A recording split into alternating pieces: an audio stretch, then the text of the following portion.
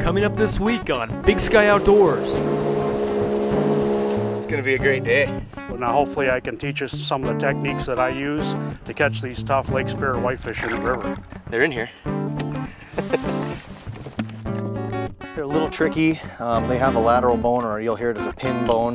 This is what everybody's after. It's great to eat, and there's plenty of them to eat, and it's just a great fishery for people to come out and have fun.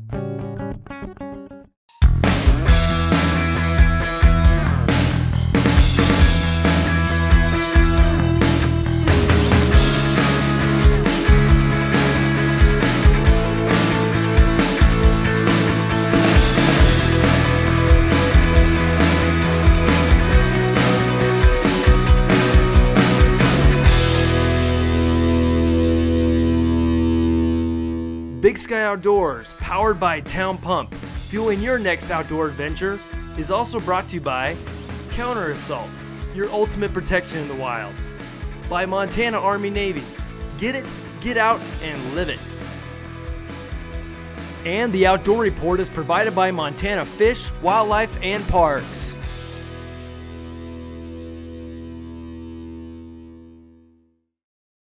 Oh yeah, there's gonna be a fish on that one.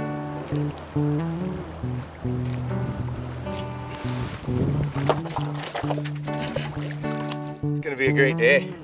Yeah, we got good weather. Reports from the store and from what I've been doing, the last few days have picked back up for the whitefish. They really didn't like that cold snap. Here we go.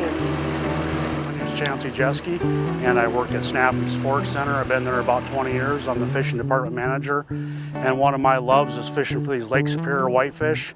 I've fished for them since I was real small, probably 12 years old, about the time the kokanee disappeared in the Flathead River, and ever since then I've just been fishing them.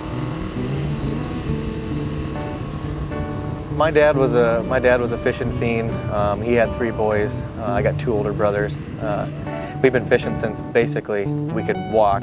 Just growing up in the sport has been. There's definitely worse places I could be hanging around. But every waking moment, we're either fishing or we're thinking about fishing. I mean, look at this place we live in. I was born and raised here in the valley, and it's just a gorgeous place. Why wouldn't you be out in it if you could? It's been great.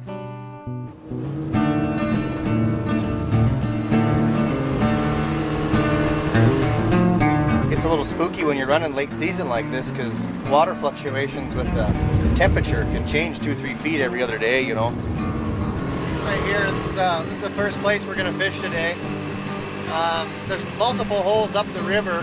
This is only about a mile, maybe 2 from Crowfly from the old steel bridge. So we're going to go in here and give him some hell for a while.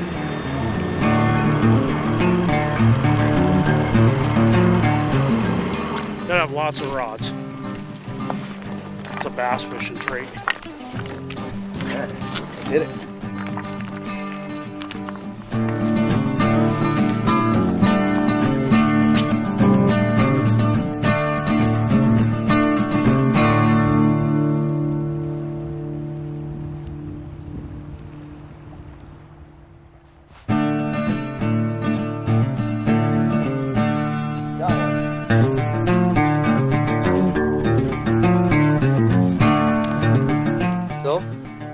That's what we're looking for. That's a Lake Superior whitefish. He's a little beat up, you can tell by he's getting towards the end of the spawn. You're seeing some scales missing from rubbing on each other and everything else, but man, they're just a heck of a fighter and great to eat. Yeah, they're in here. So the Lake Superior whitefish were stocked in Flathead Lake in the early 1900s by the Montana Fishing Game as a commercial fishery. Getting them. Kurt's on them today.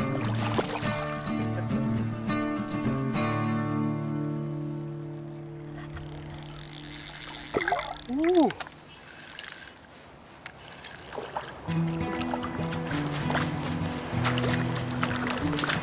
And I would feel bad usually if I was catching fish and Chancey wasn't. But I'm gonna relish this moment. Oh, there's off right there. Oh, got away. That's what I get for talking. Chancey's usually about 4 or 5 to 1 on me, so I'm gonna take this and just enjoy this moment.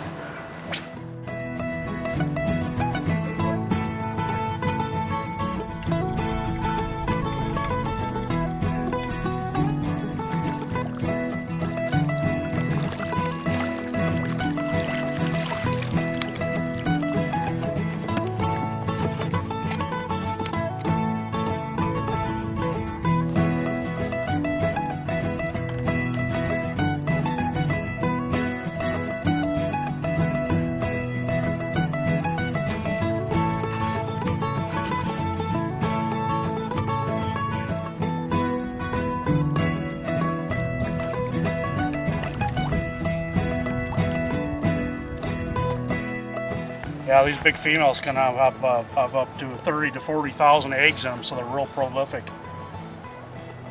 That's a nice average size for a female. Oh, there's one. There we go. Can't let Kurt get too far ahead of me.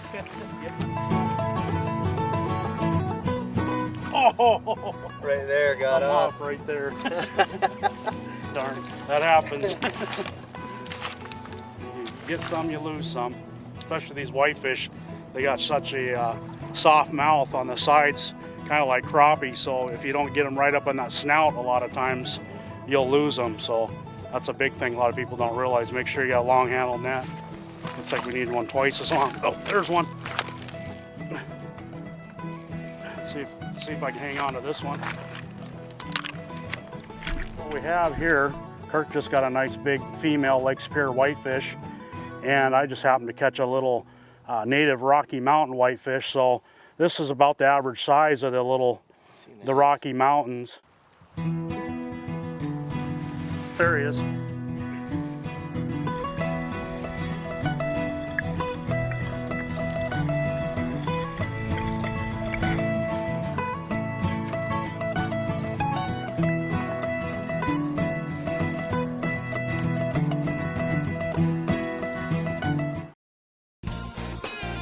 Cooler weather is right around the corner, and your local town pump has everything your family needs along with great savings.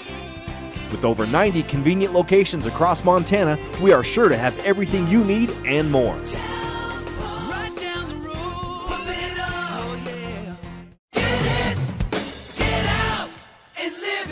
Army-Navy is your hunting headquarters. It's the best place around when you're serious about saving money on the things you need to go hunting. Knife sharpeners, wool gloves, backpacking meals, optics, socks, boots, insoles, stoves. Why, it's a virtual hunter's checklist. All name brands and all at fantastic savings. On Highway 2 in Evergreen and Highway 93 in Whitefish. MontanaArmyNavy.com.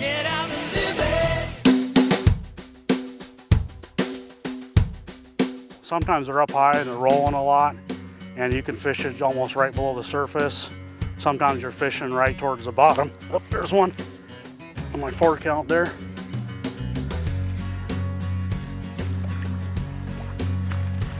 All right. The whitefish is a really sensitive fish to catch in the river.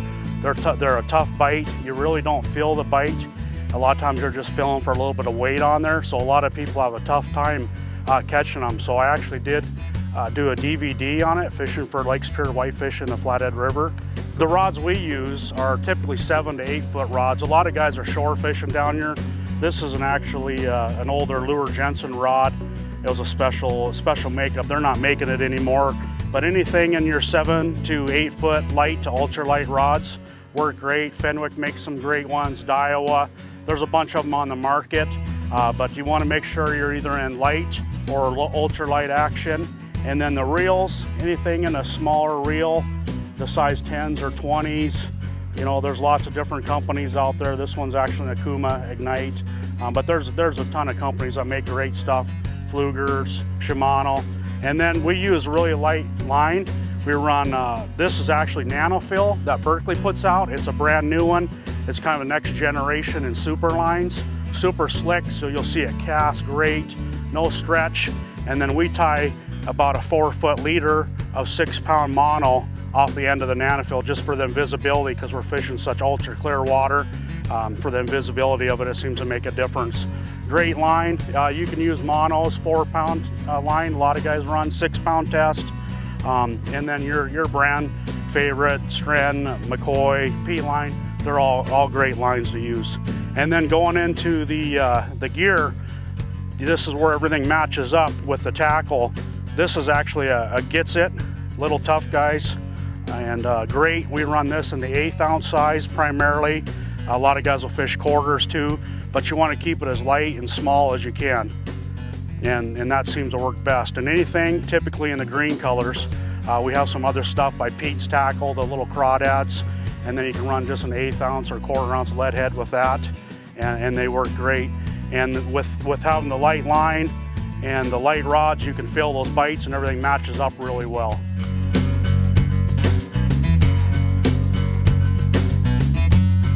So on the presentation with these whitefish is, big thing with the longer rods is it keeps your line up off the water more, so you can feel that bite a little bit better. And then also what you want to do is keep a tight line. So every time I do a pop, I pick up my slack. So you do a crank and pick up your slack, and a crank, pick up your slack. So you keep that tight line, you're right in line with that jig all the time. So when you go to lift up, you'll feel that weight of that fish on there, because they can suck it in and spit it out just as fast as you pick that rod up. Boom, they can be gone. So a lot of times you'll feel them and then they're gone. So keeping a tight line and just picking up that slack all the time. And then what you want to do is just give it just a small bump. So I keep my rod about 10 o'clock, and like I was saying earlier, you can go through the water column and try different depths. You might only go 2-3 feet down, and then start bringing it in. If you don't get any fish in a couple casts that way, sink it down to maybe like a 5 count, depending on how deep your hole is, and then just pop your line, pick up your slack, pop your line. So I'm just bumping it as you're bringing it in, and when you go to lift up, you're just going to feel that weight. Now if they're on a really aggressive bite, sometimes you'll feel a little tick, just like somebody flicked their line.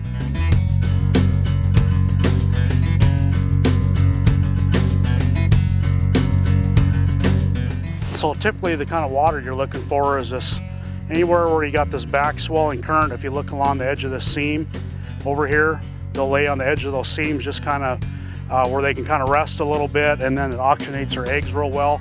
And then anything like in here where this water is kind of back swelling coming through here, they like to spawn on that gravelly, sandy bottoms.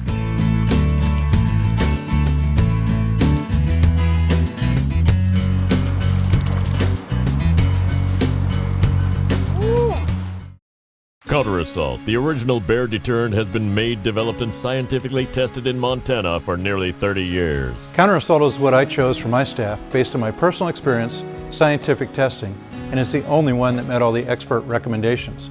Spray time and spray distance are important in a bear attack, and Counter Assault has both. As an avid hiker, hunter, and outdoorsman, Counter Assault is my first line of defense in bear country. Carry what the professionals carry. Counter Assault, Grizzly Tough Bear Spray. Look for the red can. Army-Navy is your hunting headquarters. It's the best place around when you're serious about saving money on the things you need to go hunting. Knife sharpeners, wool gloves, backpacking meals, optics, socks, boots, insoles, stoves. Why, it's a virtual hunter's checklist. All name brands and all at fantastic savings. On Highway 2 in Evergreen and Highway 93 in Whitefish. MontanaArmyNavy.com.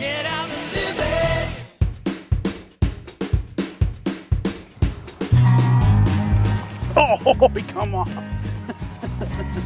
Must have been one of those loose lippers. Kirk got one.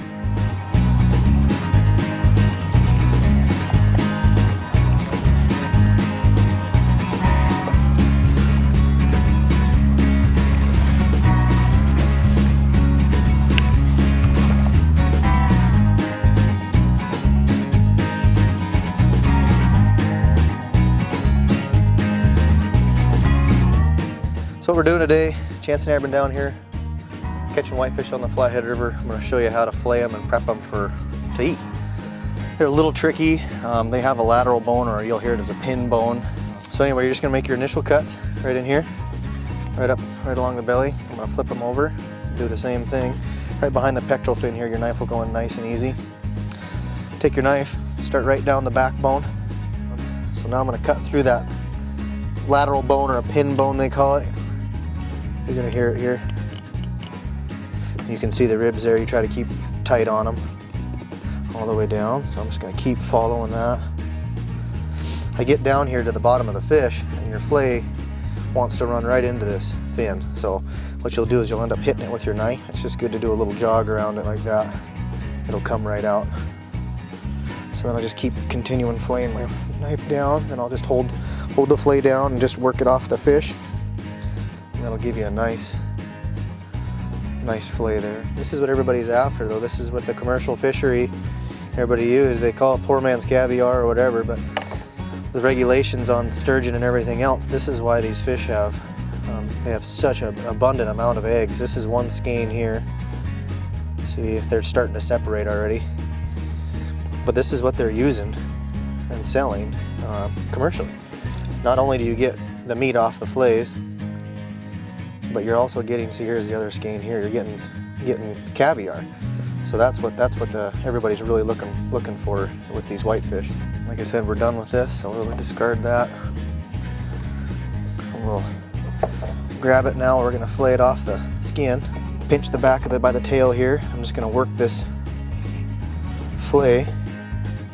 I keep my hand moving with it, just holding the skin down. There's our two fillets.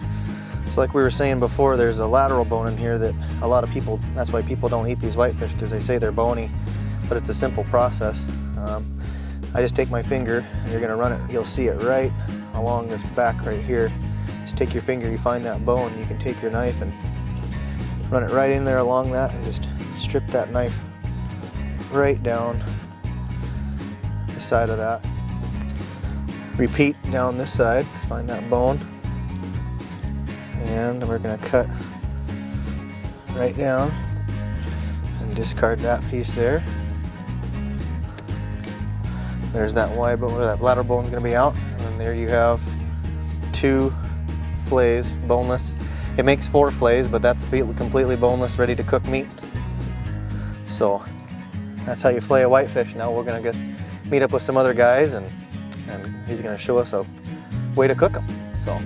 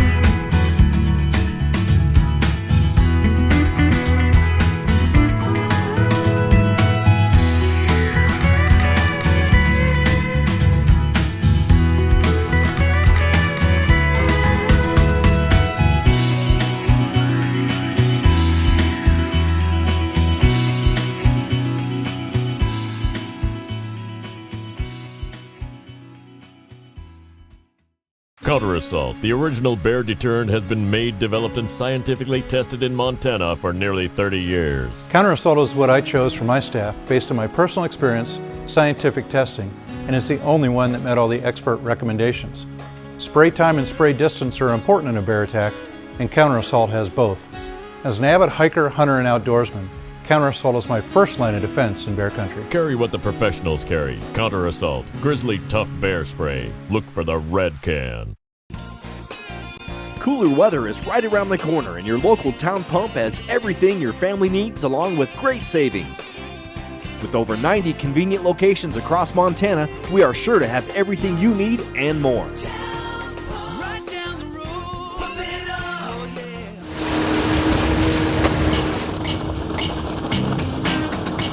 Hi, this is Joel, and it's late November. We just got off the river. We've been out fishing, caught a bunch of Lake Superior whitefish, and we are going to cook them up and make some fish and chips right here on the edge of the river. First off, we're going to start with our potatoes.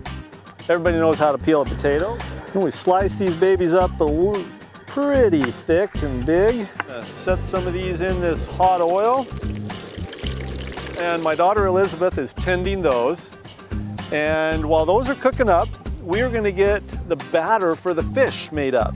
We got flour and some salt and pepper and some baking powder. And then we crack an egg and add it to the flour mixture. We use tonic water or soda water. We just pour it in until we get a good consistent batter. And I think that's about ready. So the next step is to take your whitefish fillets, dredge them in cornstarch. That helps the batter to stick to them. And then throw them in the batter. Now you can cut these down a little bit, but we're gonna go for the big size ones. It's definitely November. It started to snow here right on the edge of the river.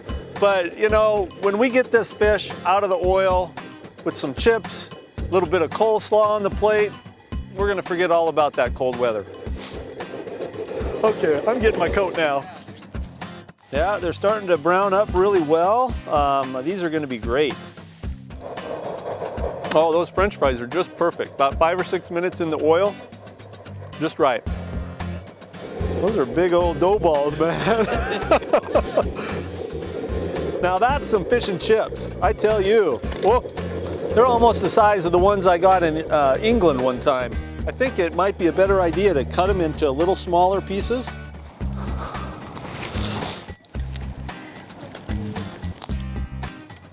Fish and chips on the riverbank. This stuff goes great with a little bit of lemon. Or my favorite, some malt vinegar, just like they do in London.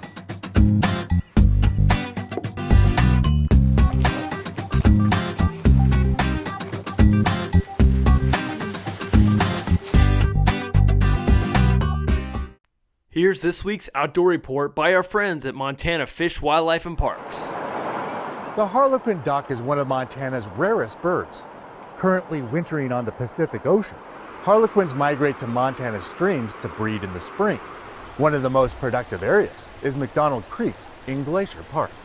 This 10-mile stretch of the creek from Lake McDonald to Logan Creek produces 25% of all of the chicks that are produced in Montana and has the highest breeding density of harlequins in the lower 48. But when no harlequin duck chicks were found on McDonald Creek a few years ago, researchers wanted to learn more. We had radio transmitters on these females, and we wanted to look at, where in the stream do the females want to be in relationship to different stream features and habitat features, and also distance to going to the Sun Road.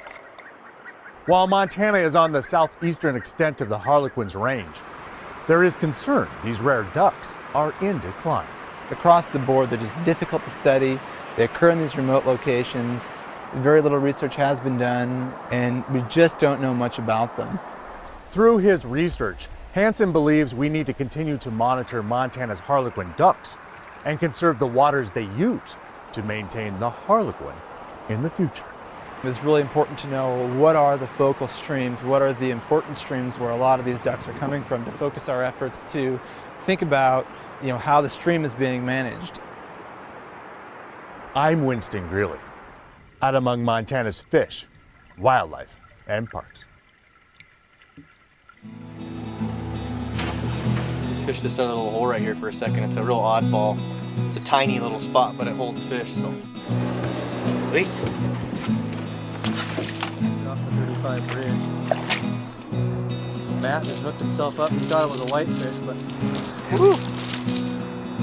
So there's other species of fish. Oh yeah, that's a good fish. Cool, man. Sweet. I had a blast. Lots of good fish, good company. That's all you can ask for.